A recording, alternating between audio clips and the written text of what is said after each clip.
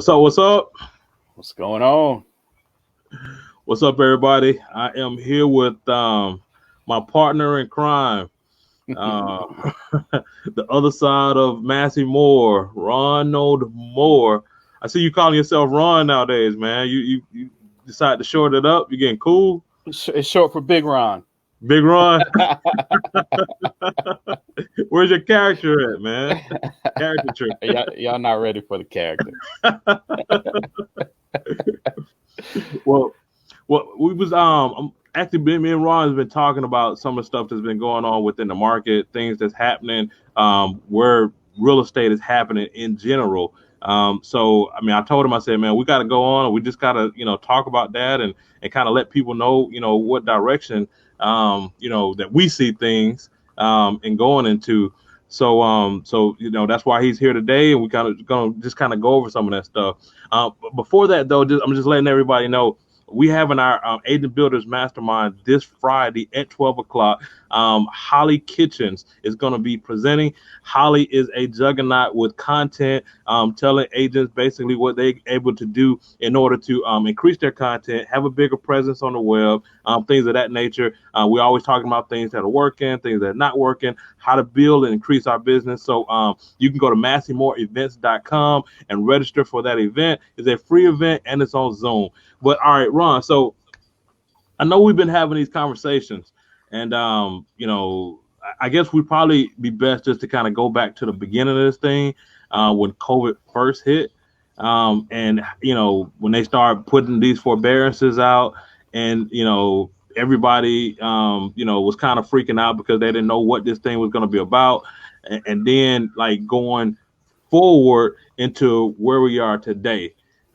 So I know, like, when it first hit, everybody was nervous. They didn't know if they wanted to put their homes up for sale. They didn't know what was going to happen in the situation. And then all of a sudden, I guess we got unfearful. Is that what pretty much happened? Yeah, it seems like everyone got unfearful, but it's interesting that when this all hit, like you said, people didn't really know what to do, what to expect. So a lot of people went and they got the forbearance done, and they couldn't afford to pay their mortgages because they were laid off or furloughed from their jobs. So they got 3 or 4 months of no payments, but those payments got tacked on to the back of their mortgages, and so technically they still have to be responsible for those payments. So fast forward 3 or 4 months down the road, now, it's time to pay the piper. And a lot of people, if they couldn't pay 1 month's, mortgage payment back then, they can't pay 3 or 4 payments now, just depending upon what they worked out. So, I've had clients who have been affected by it, and, they're in a bad situation. It's even a worse situation for them now. It seems like that they have even more money that's due, that they couldn't pay less just a few months ago. So, the way I see it, if unless there's another government intervention, if they say no foreclosures, there's going to be a flood of properties hitting the market. People are going to get foreclosed on, unfortunately. But that's the end of this thing, of these forbearances. Just people aren't going to be able to pay. There's still a lot of people who are out of work. So we talked about that yesterday, when we talked about, even here, local restaurants like Golden Corral, Folks Restaurants, like the movie theaters, they haven't opened back up. They've been shut down since March or April. So what are all those people doing? How are they living from day to day? And not just paying mortgages, but how are they even feeding their family? So, I guess some people have made adjustments. They've gotten other jobs, but some of those people, they haven't gone back to work yet. So, yeah, that's going to affect every industry.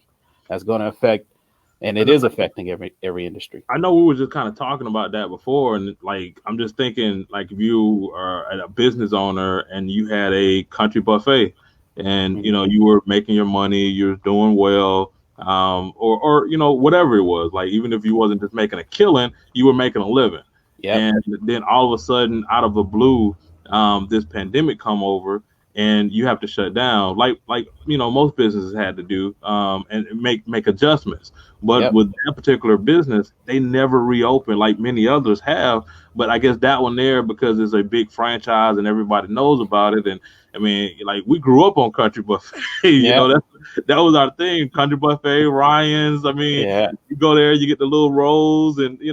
I mean, that's the rice, and that's what we did. And now it's like, I don't know. I don't think they can ever open. I mean, if they haven't opened by now, I don't see them opening at all. Right. And you're exactly right. And that's just, I mean, you're just talking about the owners of those restaurants or those chains or businesses or whatever. But just think about just the employees too. Like everyone is out.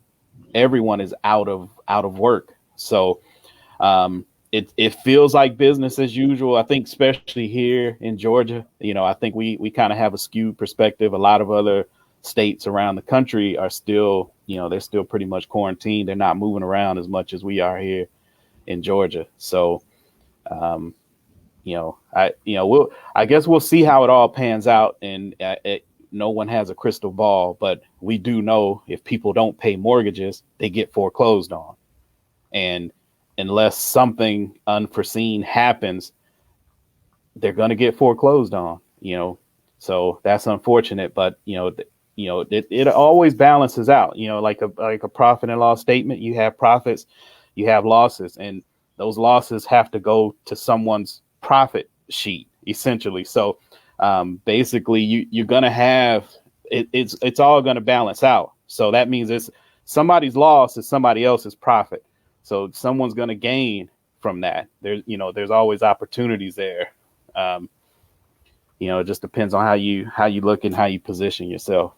So I know that within the last few months, like because of the shortage of supply. I mean, every industry operates on supply and demand. I mean, this country is a supply and demand when you're talking about the free market.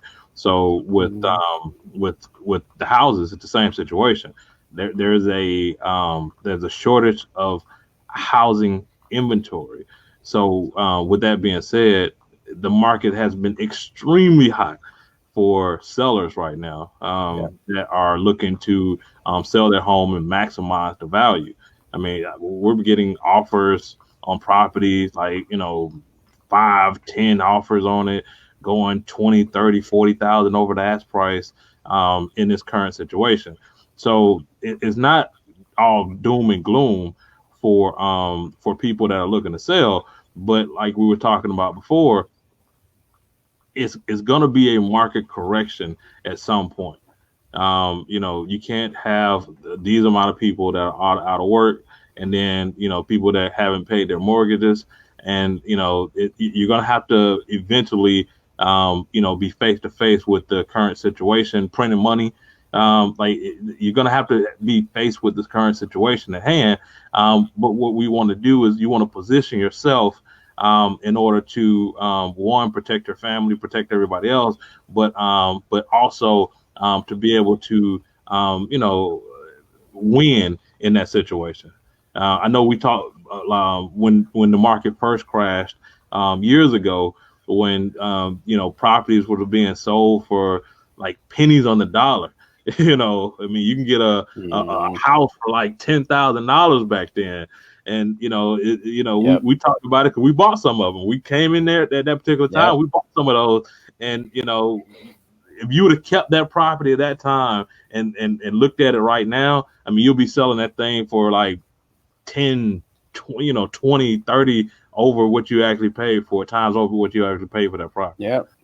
Yeah, that's what we said. Literally, some of these properties that we were into, 5, 6, 7 years ago, 20 times the value they're selling for now. So if for people who are saying the market is not inflated, like that's tough. That's a tough sell. That's tough for me to buy that the market is not inflated right now. And I do think it's time, for a correction. And that's, when there's transitions, that's when the opportunities are, when markets are increasing or decreasing. So right now, I do think we're going to be transitioning into a buyer's market. sooner than later. Some markets around the country, they are already in a buyer's market. I mean, here in Atlanta, it's still hot, still seller's market. But I think that's going to come to an end. Yeah, prices have to come back down. So what do you think like an agent will have to do in this particular market to actually make some things happen? If they're trying to survive in this transitioning that's going on, because right now like everybody's just hot. Everybody got people got a lot of buyers too, and they can't find an inventory. So now inventory is going to start coming back on the market. But if you want to get in front of that and be the agent with the inventory, what are some of the things you think an agent would need to do in order to get that? I mean, I know what we're doing, but I'm just No, yeah. I mean, I think for sure, like you mentioned, what we're doing, just putting your arms around your sphere, your friends, your family, your past clients. I think that is super important, that those people understand you are the go-to person for any of their real estate needs. If they're looking to buy or sell, or if they have a friend or family member, coworker who's looking to buy or sell, they need to know that you are that guy. I think, but like that to me is the most important thing you can do right now, is to, focus on who you know already. And, definitely you want to add more people to who you know, but you want to make sure that you stay in close communication with those folks, and just make sure they know that you are that person, when they have a need to buy or sell. Yeah. And then like I know a big part of ours is being able to find motivated sellers as well. And that's pretty much been our whole thing from the beginning, even going back to the investment days. If you're able to find a motivated seller, somebody that has to sell for whatever the reason is. I mean, it could even be just the fact that, before, like if they're just trying to move from one state to another state, that's a motivated seller. Somebody that's like, hey, I have to sell. I'm going to sell. Now that the question is, am I going to sell using you or not? So, positioning your message in front of those sellers is going to be probably the most crucial thing that an agent needs to do, and making sure that message is matching their need, what's in for them, right? For sure. Yeah, definitely. You want to make sure that you are there when that motivation is high. So, we used to always talk about it that, only 20% of the people are ready to do business right now. 80% are their future business, and we still like future business. So, that's why I say it's important to stay in front of your sphere, because that 80% of people who are not ready to do business today, they will be ready tomorrow, sometime in the future. They'll be a motivated seller, and so you want to make sure when that motivation level is high, that you are the one who is on their list. So, today, definitely everyone's fighting over that 20% bucket. Everyone, is all the real estate professionals. I can't just say agents anymore, but, investors and hedge funds and Zillow and everyone is fighting over that 20% who's ready to do business today. And so definitely you want to make sure you do things to put yourself, in a position to, to get a piece of that pie. So, one of the things we've been doing here lately, as an example, is just focusing on vacant properties. So right now, people who have vacant properties, motivation is high for them because it's a second property. It's not their primary residence. So, people, they may want to cash out because they understand it's a seller's market. They may want to, just because of uncertainty, dispose of those properties. So, we've been able to focus on those, and those present other great opportunities, by the way. Like we had four transactions last month where the property never hit the market. We were able to control both sides because, we actually found the seller in a motivated state, and we had buyers already lined up, ready to go to buy those properties. So that was a blessing of being able to get to some of these motivated sellers early. Yeah. I mean, I was talking to somebody just yesterday, and, they were basically saying how they had all of these buyers that they were working with, And one of our offers that we offer is off market deals. Mm-hmm. And they was asking like, how are you all doing that? How are you doing that?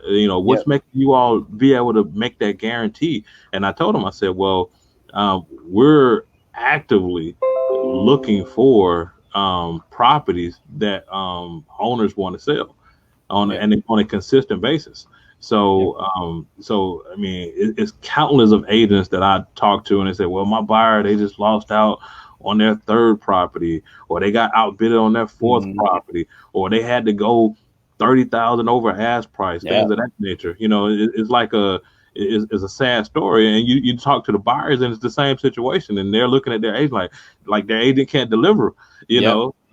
because they can't get them what they want.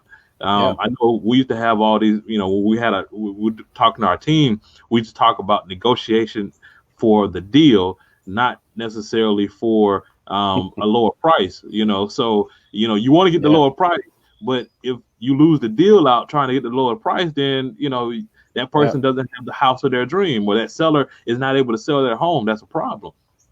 So, Yeah. I was telling them, I said, look, if you got buyers, it's your job, it's your duty to go out and find listings, even if it's not just readily available to you. Like, you Yep. have to go and find it. That's your job as an agent. You need to go above and beyond. But if you do that, you're going to be rewarded 10 times more, because just like you said, you're getting both sides of the deal. Yep. That's it. Yeah. So I think that's a huge thing. If you can control both sides, and it helps your buyer clients for sure. So we had a young man last month, a young man, like literally this guy was 18 years old. He was barely qualified to buy a home, but he qualified, and his price point was low, but we were able to find something off market for him because we had submitted 2 or 3 offers and we got beat out. He couldn't increase his price.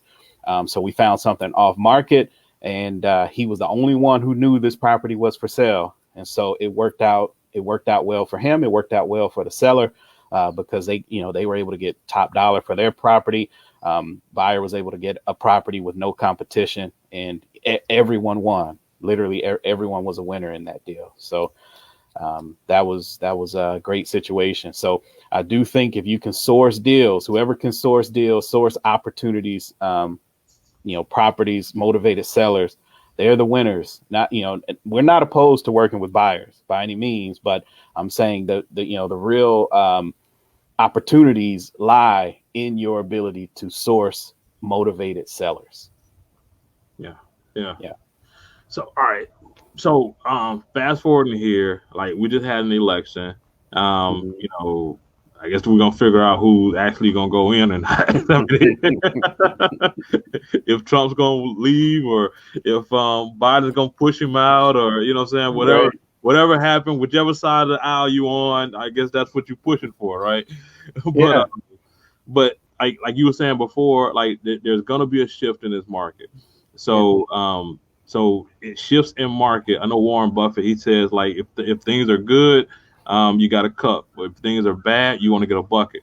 So and I'm not saying that the market is going to be bad. I'm not saying anything like that. But I am saying there's going to be a shift, and there's going to be opportunity there.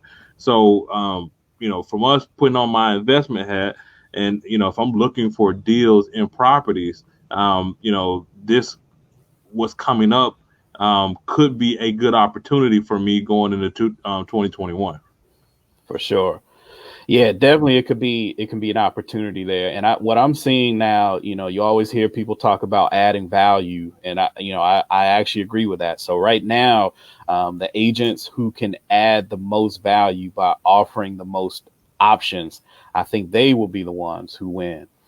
So if you go in there and you tell people, hey, I can get you, get your home on the market and sell it for top dollar, right? That's the promise real estate agents make. And they say, well, I don't necessarily need top dollar. I need it to be sold in 2 weeks.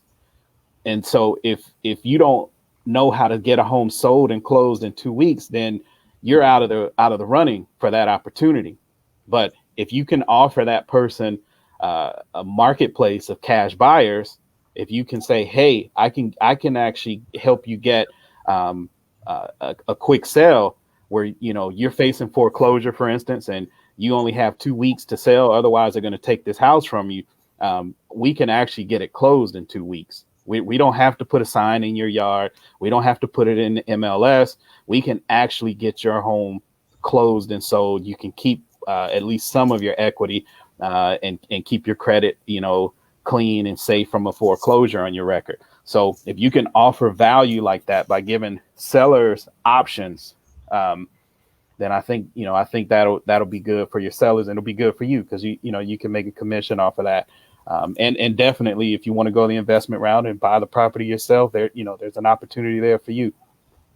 Yeah, man, I appreciate you jumping on, dude. I mean, like I said, I know we just had this conversation yesterday. We're just kind of going over everything, and I was like, man, we gotta let other people know what we're talking about and what we're thinking, for their protection as well, but at the same time, just understanding opportunity. I know I said one time before, like, opportunity is something that is around us all the time. I mean, it's always there in good markets and bad markets, but it's the people that recognize them ahead of time and then prepare for them. Those are the ones that are able to take advantage of it and make some things happen. So once again, Holly Kitchens this Friday at 12 o'clock on Zoom, free.